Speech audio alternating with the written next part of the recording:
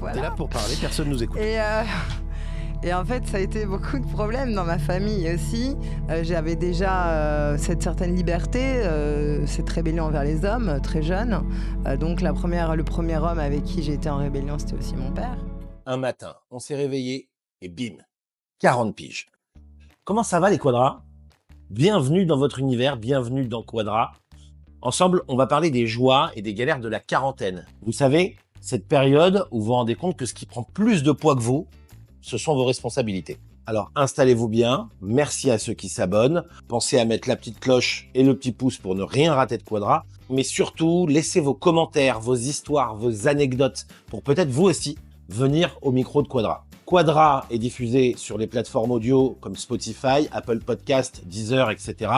mais aussi sur YouTube et sur les réseaux sociaux, Instagram et TikTok, quadra.podcast. Dans chaque épisode, je serai avec des personnalités inspirantes qui viendront nous raconter leur parcours, leur vision de la quarantaine, comment ils l'abordent, comment ils la vivent, comment ils l'ont vécu pour certains, mais aussi avec des experts qui viendront aussi nous parler de la quarantaine dans la société aujourd'hui.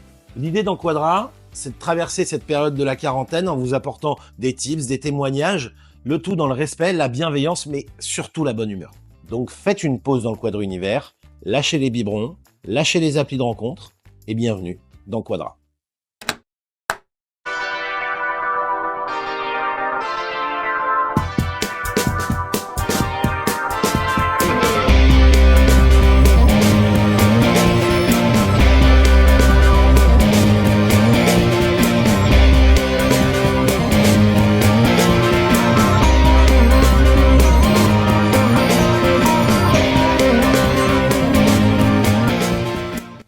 Comment ça va les quadras? Bienvenue dans le podcast qui explore les joies et les défis de la quarantaine. Et aujourd'hui, j'ai le plaisir de recevoir Cindy Lopez, artiste, ancienne candidate de télé-réalité, personnage public légèrement sulfureux, mais aujourd'hui, on va découvrir une autre Cindy. Comment ça va, Cindy? Ça va très bien, et toi, merci. Ça va, merci, bienvenue. Merci beaucoup. Un autre style de sujet aujourd'hui qu'on va aborder ensemble. C'est ça, on va découvrir une autre Cindy, la Cindy de la quarantaine. Tout à fait. Et justement, la quarantaine pour Cindy, c'est quoi? C'est qui? C'est quel quotidien? Alors, la quarantaine, pour moi, il faut savoir que quand j'avais 20 ans, la première chose que j'avais envie de faire quand j'étais jeune, enfin que l'âge espéré idéal pour moi, c'était la quarantaine. C'est-à-dire que j'avais hâte d'avoir 40 ans pour qu'on m'appelle madame. Voilà, pour, je sais pas, avoir cette espèce de maturité que j'attendais et l'assurance. Enfin, j'admirais beaucoup les femmes de 40 ans. Natacha Hamel, je la trouvais absolument sublime. Natacha Hamel, je m'en rappelais plus. En fait, j'avais croisé cette femme en boîte de nuit, en soirée. Enfin, je la croisais souvent et je me disais, non, mais le jour où j'ai son âge, enfin, je veux dire, je crois même Elle avait cet âge-là? Enfin, elle avait presque, enfin, tu vois, c'était la tranche d'âge un peu que j'espérais, que j'attendais. Pour une femme, pour moi, c'était l'apothéose. Je me suis toujours dit que je serais la plus heureuse du monde à 40 ans. Et ça y est. C'est vrai que c'était une... Ouais, elle avait un truc, elle dégageait un truc assez fort. Une sensualité qui n'avait pas les gamines de 20 ans. Non, c'est vrai. Et du coup, tu l'as, cette maturité aujourd'hui? J'ai une certaine maturité, j'ai une assurance... Pas qu'une assurance vie. Oui, ah ben là, maintenant, il faut penser l'assurance vie. C'est parti. Coup, on peut y aller, quoi, du coup. Et puis là, je suis en train de réfléchir à mes obsèques. Tu vois, on arrive à une partie de sa vie où on se dit que c'est le début de la fin, quoi. Est-ce que, comme moi, tu as reçu le courrier de la mi-retraite? Oui, j'ai reçu des trucs de retraite. C'est bizarre, hein, quand on te dit que dans quelques années, tu vas être à la retraite. Ouais, c'est ça. Il faut commencer à calculer les trucs, quoi. Bon, et du coup, comme t'es maman à la quarantaine, j'imagine que tu prépares plus les choses et t'envisages plus les choses de la même manière.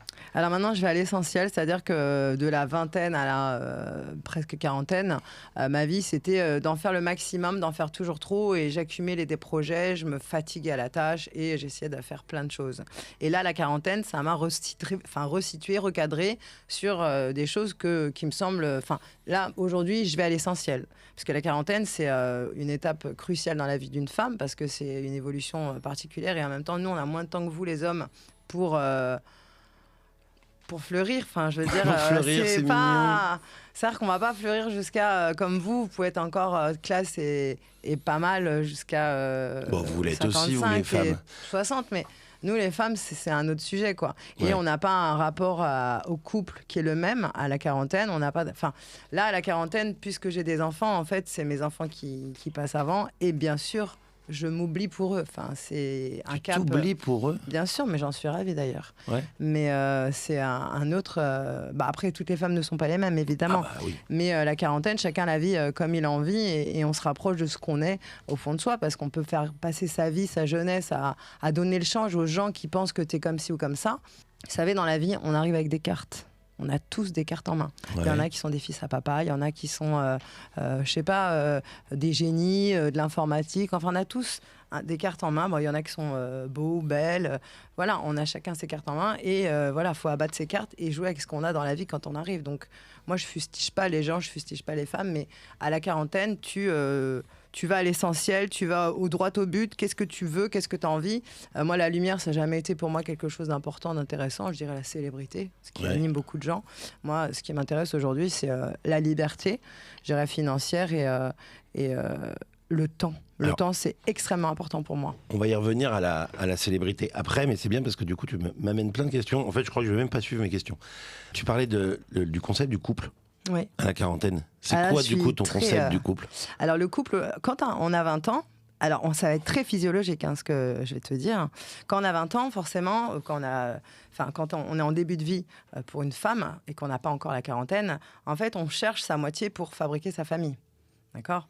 Et puis, on comprend ce que c'est la vie de couple, puisqu'on l'expérimente à un moment donné. Puis, on fait nos enfants et tout. Puis, on se rend compte à la quarantaine qu'en fin de compte, et il y a beaucoup de femmes qui sont d'ailleurs d'accord avec moi, qui ont d'ailleurs la quarantaine, qui se disent qu'en fait, le couple, c'est une douce illusion, quoi. C'est un peu comme le Père Noël, c'est un peu comme la petite souris. Enfin, je veux dire, c'est du bluff, quoi. Enfin, ça n'existe pas vraiment. Enfin, il y a bien sûr des couples qui sont heureux et qui durent toute leur vie et que voilà, ça existe. Mais c'est une belle utopie. Et je pense que l'utopie, faut pas la chercher. Faut pas chercher un rêve un peu inaccessible. Faut déjà être heureux tout seul. Et pourquoi pas l'être à deux si un jour ça se présente. Mais je veux dire, à la quarantaine, t'en as plus rien à faire d'être en couple et de te fatiguer. Tu cherches pas le couple idéal, quoi. Je cherche pas le couple du tout, en fait. Pour moi, je me dis... mais comment font ces gens, comment font ces femmes pour subir, tu vois, un mec à leur côté tous les jours? C'est insupportable. Je crois que c'est pour ça que je suis un éternel célibataire. C'est pour ça que je suis un éternel célibataire, je crois. C'est parce que je dois être trop chiant. Mais c'est marrant, ouais, le fait d'arriver à un moment et se dire, en fait, le couple, ça sera plus mon objectif, quoi. Alors que c'est là où tu te rends compte que ça a été l'objectif pendant... Enfin, pour certains, moi, ça l'a jamais été, mais... Tu cherches à te dire, voilà, maintenant, il faut que je trouve ma moitié pour construire ma vie avec. Et en fait, les femmes, aujourd'hui, se réveillent et la quarantaine t'ouvre les yeux, mais un gros coup de claque dans la gueule. Et là, tu te dis, mais non, en fait, c'est pas ça. Être heureux, c'est pas être en couple et fonder ta famille, avoir ton foyer. Parfois, être heureux, c'est être seul avec tes enfants ou d'ailleurs sans enfants et mener ta vie comme tu l'entends. J'ai toujours dit, la seule belle personne avec qui tu vivras toute ta vie, c'est toi. Exactement. Voilà. Mais du coup, j'ai envie de continuer un peu là-dessus. Si ça se présente à toi, quand ça se présente, les choses se présentent, c'est qu'elles sont écrites. Tu vas pas fermer la porte, c'est ça que je veux dire. On ferme pas la porte à son destin. Ouais. Il est écrit, comme on dit. Beau. Mais il faudra quand même montrer patte blanche et qu'il y a une succession d'éléments qui prouveront que c'est la bonne personne. Voilà. On parlait tout à l'heure de célébrité. Tu as une image publique qui est très marquée par la provocation, par un côté sans filtre. Est-ce que c'est un rôle assumé? Est-ce que c'est une armure? Est-ce que c'est un mélange des deux? À la quarantaine, du coup, c'est qui la vraie Cindy? Alors, ce n'est pas du tout un rôle. C'est, je pense... ce que je pense que je ressens, j'arrive pas à le garder pour moi. Par exemple, mentir, c'est par exemple quelque chose qui est un effort de ma part. Est-ce que je suis sulfureuse? Mais je suis pas sulfureuse pour l'être et pour aguicher. Je suis sulfureuse pour faire réfléchir en provoquant. Enfin, j'amène loin des débats. C'est-à-dire que quand je me suis mise à faire un ou deux tournages pour adultes, d'accord. En fait, c'est pour dire, mais nous, les femmes, on fait ce qu'on veut. On a envie aussi de montrer aussi notre façon de voir l'amour, le sexe. Et le sexe, pour moi, c'est quelque chose qui ne doit pas être tabou et qui ne doit pas être fustigé comme étant quelque chose de sale. Donc, c'était un peu... Je suis toujours sulfureuse et provocatrice pour ouvrir un débat. Alors après, quand je parlais de sulfureuse et provocatrice, c'est pas forcément par rapport au sexe, c'est dans le personnage que t'es. Je veux dire, j'ai regardé quelques interviews de toi et oui, En effet, comme on dit, t'es franc du collier, tu dis les choses, ce qui déplaît surtout à beaucoup de gens quand je lisais les commentaires d'ailleurs de certaines interviews. Mais voilà, est-ce que tu forces le trait? Non, Ou je force pas le trait. Et c'est en aucun cas une armure pour te protéger de quelque chose? Je suis comme ça dans la vie. Je suis comme ça, je suis voilà, franche. Et ce qui est important de savoir, c'est qu'à 40 ans, donc à 20 ans, déjà les commentaires, j'en avais... Ce qu'on pense de moi, j'en avais strictement rien à faire, mais alors à 40, je vous garantis que j'en ai rien à foutre, ouais. C'est marrant parce que moi, ça me touche les commentaires. Ah ouais? Les trucs négatifs, j'aime pas. Mais même pas forcément que sur moi. Par exemple, je sais que sur Quadra, quand il y a un truc trop négatif sur l'invité, ça me saoule et j'ai tendance à vouloir l'enlever, mais on m'a dit qu'il fallait pas enlever les trucs après, des haters. Après, les haters qui font des choses ou qui disent des choses sur des gens qui ne sont pas dans l'interview ou des gens qui n'ont rien demandé, ouais, ça, faut les retirer. Mais oui, non, les trucs... Enfin, moi, si on me critique, j'en ai rien à foutre, quoi. Donc, du coup, la phrase qu'on parle de moi en bien ou en mal, je m'en fiche tant qu'on parle de moi. Mais moi, quand on parle pas de moi, j'en ai rien à foutre. C'est-à-dire que j'en ai vraiment rien à foutre. C'est la réponse que j'ai. C'est vraiment... qu'on parle de moi, si ça vous intéresse, bon, bah parlez, mais enfin, je veux dire, ça changera pas ma vie. C'est vraiment à 40 ans, c'est vraiment très fort, ça. Tu vois, ce côté-là où tu te dis, mais...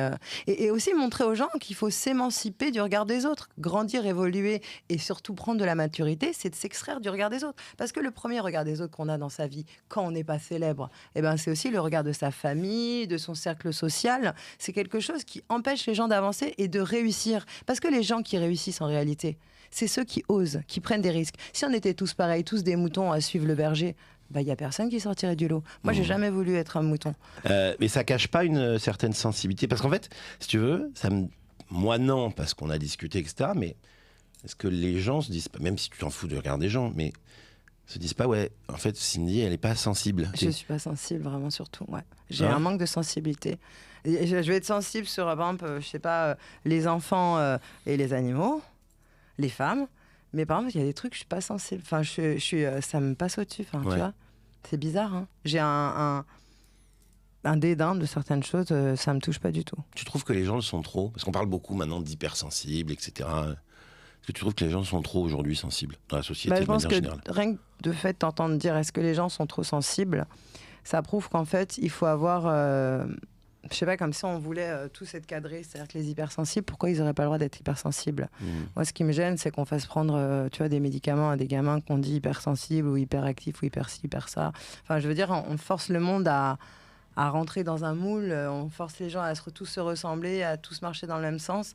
Je pense que ça, c'est quelque chose qui, pour notre civilisation, je dirais, est un poison. Tu parlais de l'appréciation des autres, l'aimer ou s'en foutre, et tu parlais du coup de la famille. Toi, tes proches, ta famille, comment ils voient ta carrière, aussi bien celle de quand tu as commencé que ce que tu fais aujourd'hui avec les contenus pour adultes, etc. Ma famille, très tôt, on a été en conflit, en désaccord.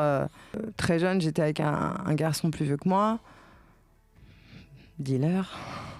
Vas-y, tu peux. Voilà. T'es là pour parler, personne nous écoute. Et en fait, ça a été beaucoup de problèmes dans ma famille aussi. J'avais déjà cette certaine liberté, cette rébellion envers les hommes, très jeune. Donc le premier homme avec qui j'ai été en rébellion, c'était aussi mon père, forcément. Donc ces attaques et ces punchlines et ces vannes et ces trucs, ça a commencé avec mon père. Donc j'étais bien entraînée parce qu'il était fort aussi. Ma famille aussi, un peu conservatrice. Du côté italien, ils étaient plutôt conservateurs. Enfin, ils sont toujours. Donc il a fallu que je me batte pour dire non mais j'en ai rien à faire de ce que vous racontez, je fais ce que je veux, au revoir, quoi. Et puis mes parents, ils ont fini par, devant moi, me dire on n'est pas d'accord avec toi, mais face aux autres personnes de la famille ou des amis, quand je posais pour payer mes études, par exemple, ou quand j'ai fait Secret Story, j'ai pris ma douche à poil, forcément, mes parents, face aux autres, ils étaient de mon côté.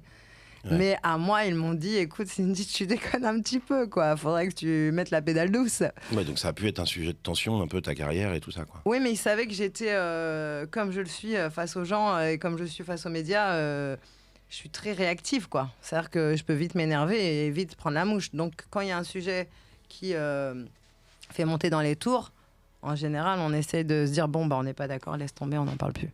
Et par rapport au contenu pour adultes dont tu parlais tout à l'heure? J'ai toujours fait des photos.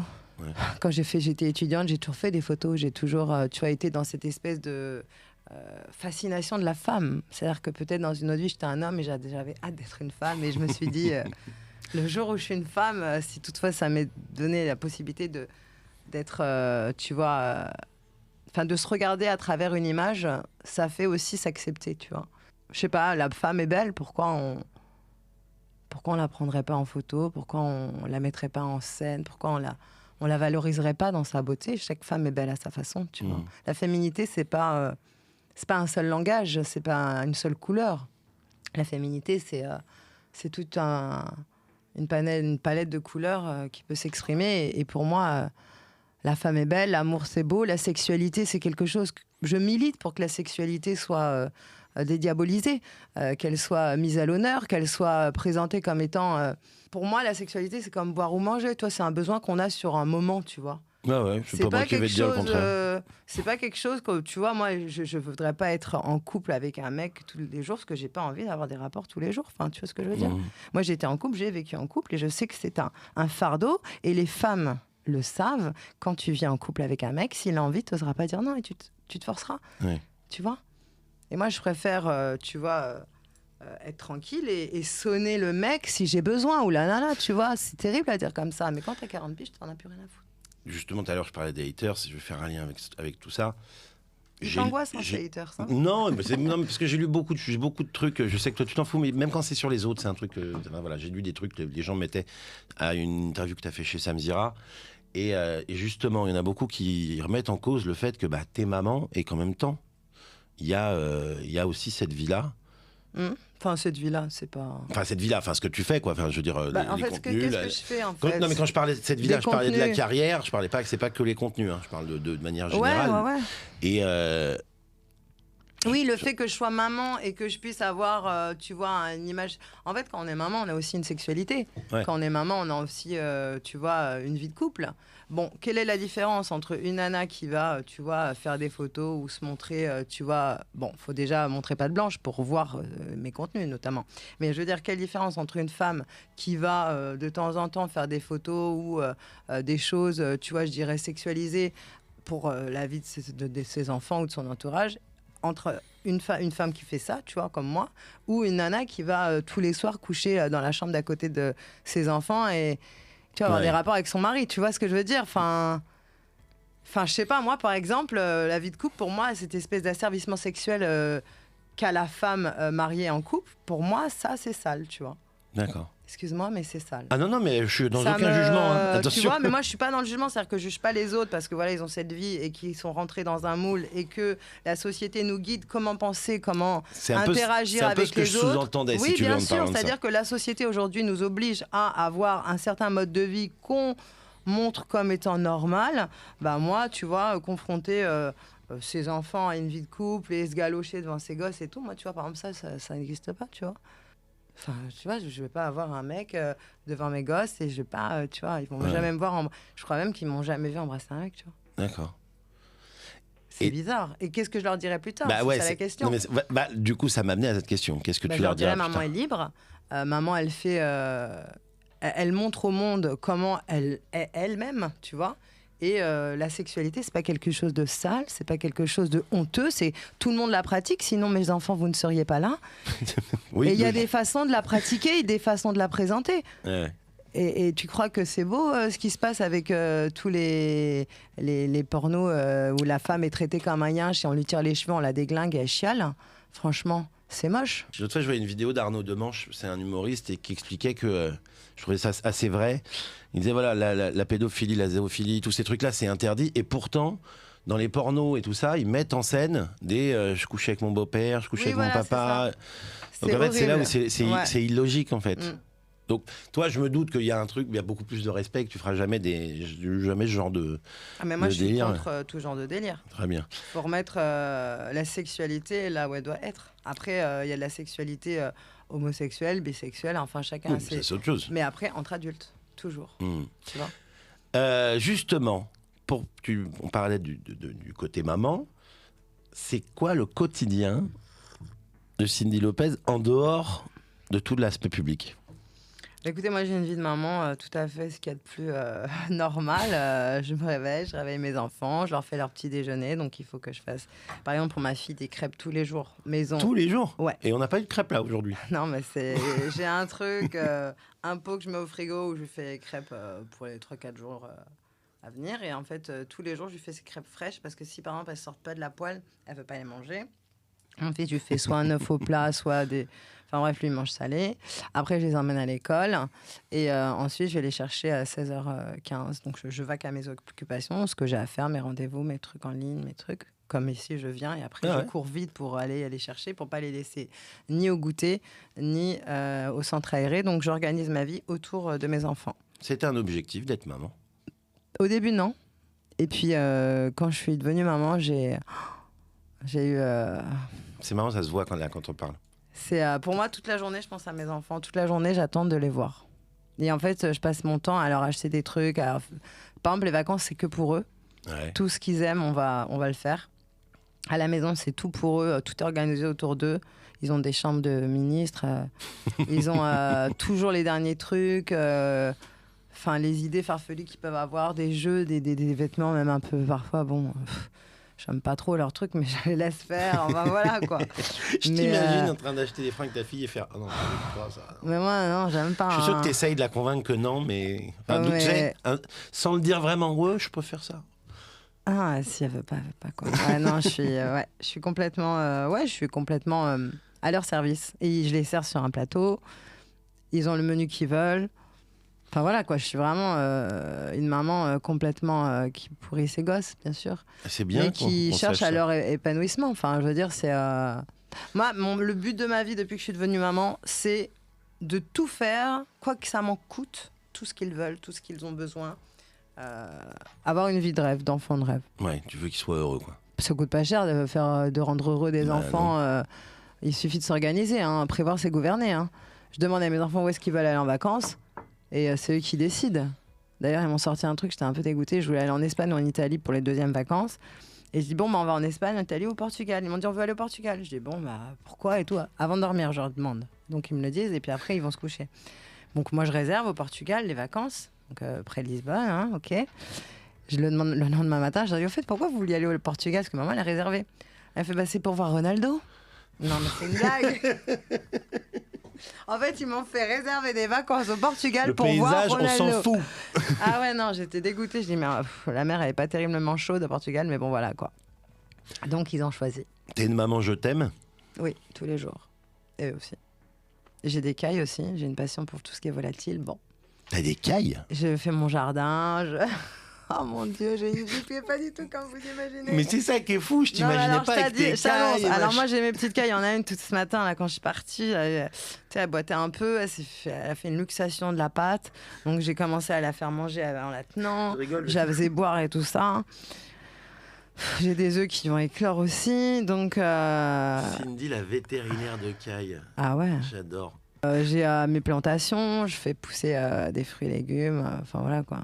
À la retraite, on te retrouve dans une ferme en fait. C'est ça. Ouais. Ce serait ton rêve ça? D'avoir une ferme, d'avoir un refuge pour animaux et d'avoir... Des bottes. 40 ans passés, qu'est-ce qui a radicalement changé? Je suis devenue presbyte. Bienvenue au club. Voilà. T'as les bras assez longs ou pas? Oui, ils commencent à être trop courts. Ouais, moi ils sont. J'ai vu que je vois pas non plus comme ça. Donc j'ai toujours mes petites lunettes dans mon sac. Alors j'ai toujours un petit lot de lunettes. Alors ouais, parce que je précise qu'en off tout à l'heure, Cindy m'expliquait que ça sert à rien d'aller les ophtalmo, t'achètes plein de lunettes. Ah bah oui, t'achètes des lunettes de lecture et tu te les fous sur le pif. Et là, tu vois parfaitement tout ce qui est écrit. Et t'as pris des piges. Couleurs. Ouais, voilà. C'est pas du tout sexy d'ailleurs, parce qu'en fait je vois rien de loin. En fait, ce qui est horrible avec les lunettes pour le presbyte, c'est le. Et je les mets toujours comme carreau. ça. Ouais, non, ils sont très bien, ils sont fins. Bon, ils sont sales là, parce que j'ai fait de la peinture. Ouais. Je suis loin d'être aussi glam que ce que vous imaginez. Je suis pas en mode soirée. Moi, je fais des brunchs, quoi. Comme ça, je me couche pas tard, parce que sinon, le lendemain, je me réveille. C'est vrai que dans les échanges qu'on a eu avant l'interview, j'ai compris que toi, le soir, c'est. Voilà, tu sors pas. Alors, tu peux m'appeler à partir de 21h, 21h30, 21h l'hiver. Et 21h45 l'été, parce qu'ils se couchent plus tard. Parce que je ne peux pas répondre au téléphone si mes gosses sont là, parce que laisse tomber, ils veulent pas. Ouais. Enfin, ils me disent de raccrocher, surtout mon fils qui est très tyrannique avec moi. Mais ouais, je sors pas le soir, tu vois, j'évite quoi. Si, quand vraiment une fois tous les 2 mois quoi. Ouais. Je sors pas, non. Et ça m'intéresse même pas, hein. J'en ai rien à faire. Est-ce que tu as des regrets ou des fiertés? Ou les deux? Je pense que les plus belles choses qui se diront sur moi, et de mes réussites que vous ne connaissez peut-être pas encore, que vous les connaîtrez peut-être quand je serai plus de ce monde. Mais est-ce que j'ai des regrets? Non. Non, j'ai pas de regrets parce qu'on peut pas revenir en arrière. Ah bah Donc, non, ça, j'ai pas de confirme. regrets. Et des fiertés, bah, je suis contente d'avoir fait des enfants. Je suis contente que le deuxième, il n'était pas prévu et qu'il soit arrivé quand même. Et je suis contente de la vie que j'ai aujourd'hui. Et dans 10 ans, tu te vois où? Je sais pas. Dans une grande maison à la campagne, mais pas trop loin de la ville, peut-être à l'étranger. Comment tu réagis? Parce que t'es quelqu'un qui se revendique complètement féministe, mais comment tu réagis face à un discours de femmes qui pourraient considérer que t'es plutôt anti-féministe? Bah, chacun est féministe à sa façon. Si d'être... qu'est-ce qui est anti-féministe? De se montrer nu? Mais par exemple, en quoi je serais anti-féministe? C'est ma façon d'être féministe.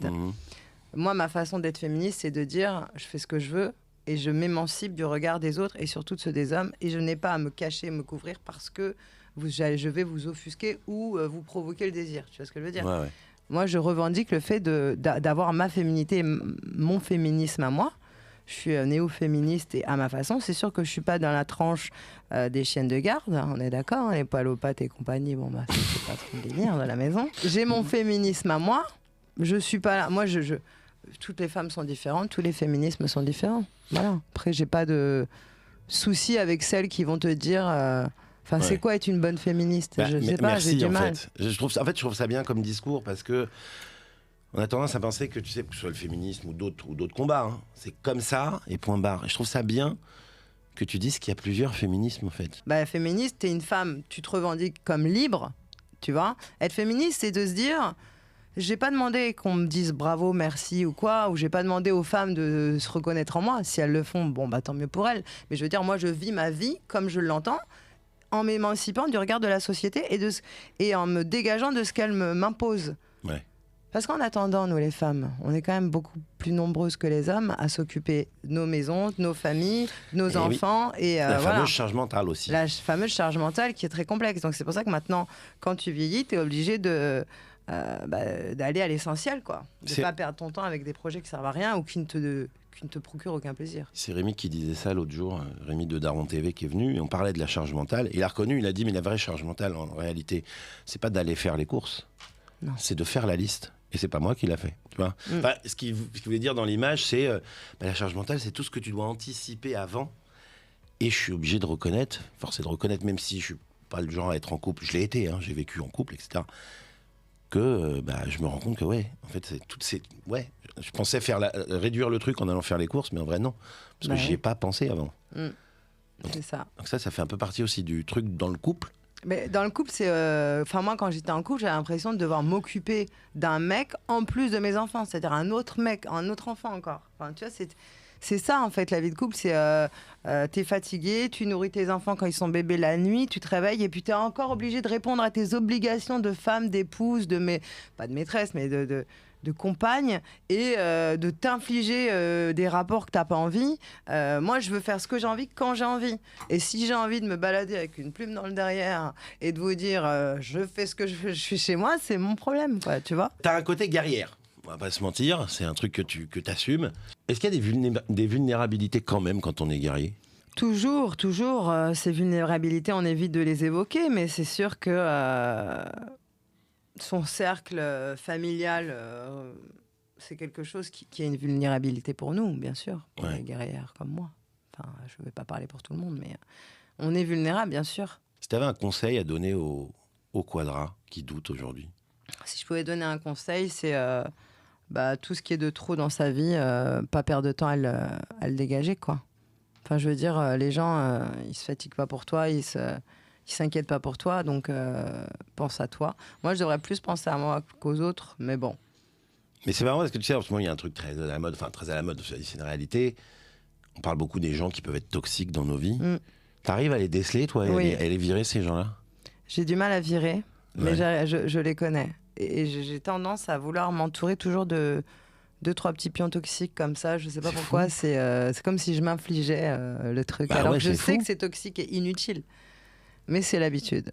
Je sais pas, c'est l'habitude, quoi. Voilà, je dis bon, il faut bien que je paye un peu tout peut pas être parfait, quoi. Voilà, c'est ça. C'est quoi les red flags pour Cindy? La drogue. Ouais. Ouais, la drogue, c'est... Moi, je suis de celles qui ne comprend pas un peu le discours médiatique autour des gens qui se droguent. Toujours dire oui, celui-là il se drogue, celui-là il se drogue. Au lieu de le fustiger, lui dire ouais, mais attention, lui c'est un drogué, machin. Je sais pas, parlez-en pour les aider peut-être. Enfin, je sais pas, dites plutôt cette personne a besoin d'aide, il faudrait peut-être l'aider à sortir de cette addiction. Peut-être. Je sais pas, on a l'impression que quand on parle des gens qui se droguent, on a l'impression que c'est un effet de mode et que ça va pas être soigné, quoi, tu vois. Ouais. On en parle comme si tu faisais partie de ces gens-là, mais je sais pas, faut peut-être les aider, ces gens. Ouais, plutôt que juger, quoi. Plutôt que juger constamment, tu vois. Moi, c'est vrai que j'aime pas trop fréquenter les gens qui se droguent, c'est vrai que j'en fréquente pas, ou alors ils me le disent pas, ceux que je fréquente, ou alors je les fréquente pas assez souvent pour le savoir. C'est un peu ce que Ça j'essaie me pose, d'expliquer. Problème. Par rapport à l'alcool aussi, j'essaie d'expliquer ça aux gens par rapport à certains trucs. En fait, quelqu'un qui boit, avant de le juger et lui dire ouais, mais arrête de boire. Voilà, tu comprends. Faut essayer peut-être de comprendre pourquoi, ce qui fait que, à quel besoin ça apporte. Mais après, j'entends que, bien sûr, que c'est des red flags. Et, tu vois, les gens qui se... Ah ouais. C'est-à-dire que si je me rends compte que la personne, elle prend ça, j'aurais pas envie de la fréquenter. Enfin, je me sentirais pas à l'aise. Et dans toutes tes expériences de télé, t'as été confronté beaucoup à ça? Bah, une fois avec FX. Ouais, bah oui. En fait, la dernière personne qui a pris ça devant moi, c'était lui. Et depuis, j'ai plus jamais voulu voir quelqu'un. Et d'ailleurs que dès que j'allais dans une soirée, même c'était même pas chez moi, hein, et je disais attention, si je vois quelqu'un prendre la moindre truc, je me barre. Ouais. Donc en fait, tout le monde était prévenu et donc ils étaient très discrets, je n'ai rien vu. Donc ça allait. Mais j'ai jamais voulu revoir quelqu'un se prendre un rail devant moi, quoi. La dernière personne, c'était FX et plus jamais j'ai voulu revoir ça. Oui, j'imagine que ça t'a marqué en plus, FX. Tu dirais quoi à la Cindy qui avait 20 ans? Je dirais, t'inquiète ma belle, tu vas gérer. Et je dirais aussi un truc aux gamins de 20 ans qui peuvent nous écouter, qu'il faut qu'ils arrêtent un peu de faire trop de projets, de se projeter sur des choses et d'espérer, de faire un planning de vie, on va dire. Moi, je dirais qu'il faut qu'ils suivent leur instinct et qu'ils vivent leur vie au feeling. Il faut un peu se reconnecter avec son instinct et arrêter d'avoir, tu vois, un objectif précis. Faut qu'ils aillent un peu, faut qu'ils laissent un peu les choses venir à eux, parce que sinon, après, ils passent à côté de belles opportunités et ils se plantent, quoi. C'est ce que tu vas dire à tes enfants quand ils grandiront, ça? Oui, parce que moi, j'ai été comme ça. Hein. Ouais. J'ai enchaîné beaucoup de trucs à lancer en même temps. J'ai fait ça. S'ils sont enfants et qu'ils se lancent dans trop de projets, si de 20 à 25 ans, je dirais, allez, fais. Puis après, je leur dirais, attends, maintenant, tu dois aller à l'essentiel et suivre ton instinct. Là, j'apprends déjà à mes enfants à suivre leur instinct. Il y a est-ce que dans ta carrière, tu as eu une période de traversée du désert? J'ai eu une période de rejet de la célébrité assez prononcée. Ouais.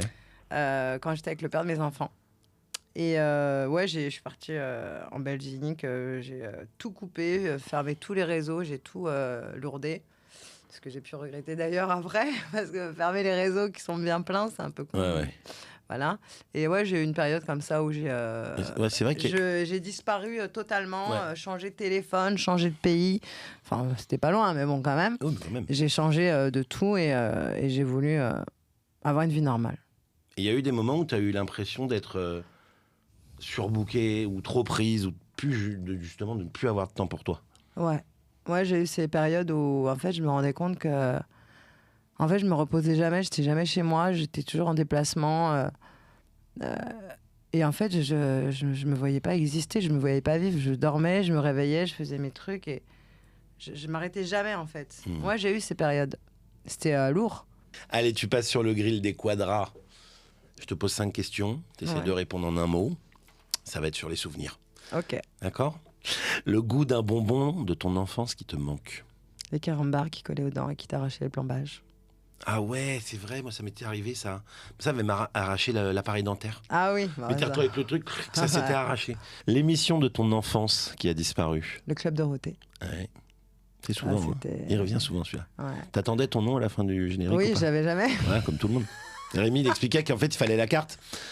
Et moi, quand j'ai dit à Jackie du Club Dorothée, mais pourquoi moi j'avais pas mon nom, la carte elle coûtait cher, il me fait non, elle était gratuite. Alors mes parents ils m'ont fait croire, pour pas payer un timbre, ils m'ont fait croire toute ma vie que pour avoir son nom à la fin, il fallait payer une carte hyper chère, alors que soi-disant, Jackie m'a dit que c'était gratuit. Donc j'étais un peu dégoûtée. Là, je regrette. Les grands drames de nos enfances. Ouais. Moi, c'était le départ de Gros Quick. Mais bon, j'ai fait une vidéo là-dessus. Un truc que disaient tes parents qui te saoulait, mais que t'appliques quand même aujourd'hui. Mon père me disait toujours, faut être économe, demain il fait jour.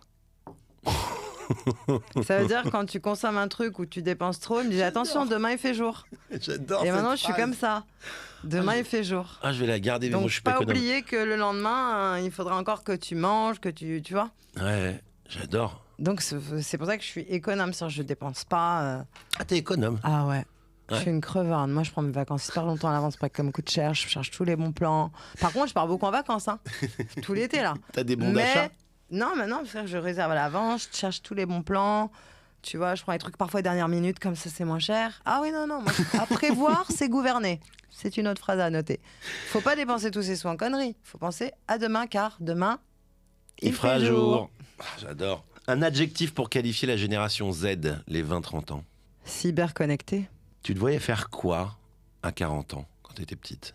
Je me voyais être chef d'entreprise avec des hauts talons et donner des ordres à des hommes.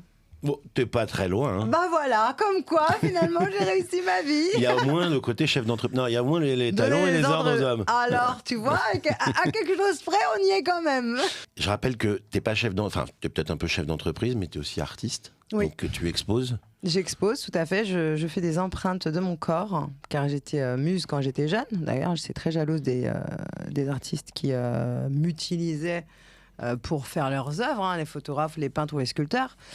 Et puis, je me suis dit un jour qu'il fallait que je passe de l'autre côté du miroir, et je me suis dit que j'allais être la muse et l'artiste en même temps. C'est top, ça. Et du coup, je fais des empreintes. D'ailleurs, je préfère des expos.